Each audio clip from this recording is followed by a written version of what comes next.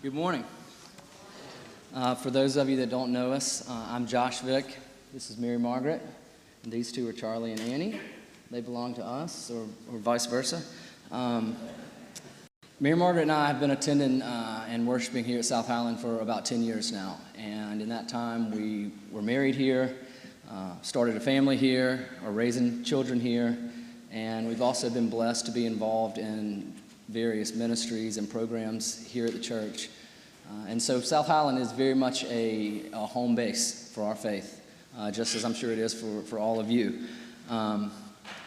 This year I'm serving on the committee for stewardship, and as part of that I'm here today to give you a little bit of a preview for what you can expect over the coming weeks during stewardship season. Hopefully you've all by now received an email or a letter, and you know that our theme this year is growing the garden of the Spirit.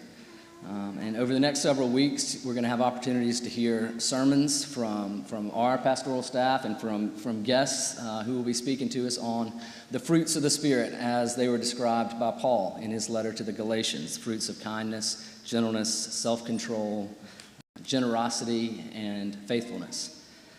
We'll also have the opportunity to hear from members of our own congregation in Moments for Stewardship on Sundays, and then also in videos that are going to be going out in the emails. We've already had one this week that introduced us to Kenny Lewis, our director of music.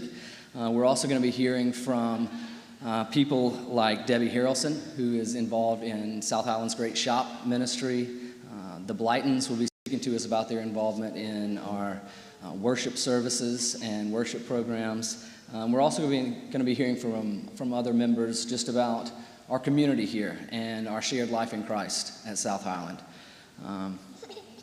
So when we first started talking about the theme of growing the garden of the Spirit, I don't know why, but the first thing I thought of was an article I'd read several years ago about this guy who he conducted an experiment. And it was in England, and it was Easter Sunday, 1960, and he put some compost, a little bit of water, and a seed into this giant 10-gallon glass jar. And he seals it off with a cork, and he leaves it there. And over the years, that seed grew into a plant, and it gave off oxygen, it took in carbon dioxide, it gave off nutrients when it needed to, it took in nutrients when it needed to. And over the years, it was able to develop this incredible ecosystem, this life-giving environment within that bottle with nothing more than sunlight as fuel.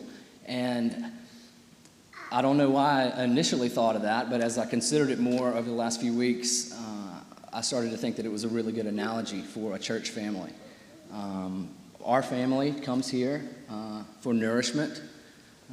We take community from this church family. We seek worship, we seek fellowship, we seek support, and we get all of that here. And in turn, we try to offer what gifts and talents and time we can, however meager it may be. And we do that not because there are dues to pay or an admission fee, but as a genuine reflection of our gratitude for all the gifts and the grace that God shows us. And so over the coming weeks, I hope that you will join our family in listening to these sermons on the fruits of the Spirit, in listening to our brothers and sisters in this congregation talking about stewardship and their involvement here at South Highland, and in prayerfully considering how much we receive from God and how much we receive from this church and how we can best give back in light of that. And finally, I hope you'll join us all on the 30th. October 30th, we'll be celebrating South Highland's 134th anniversary, and we'll be making our pledge commitments for the coming year. So I hope you'll join us for that as well. Thank you.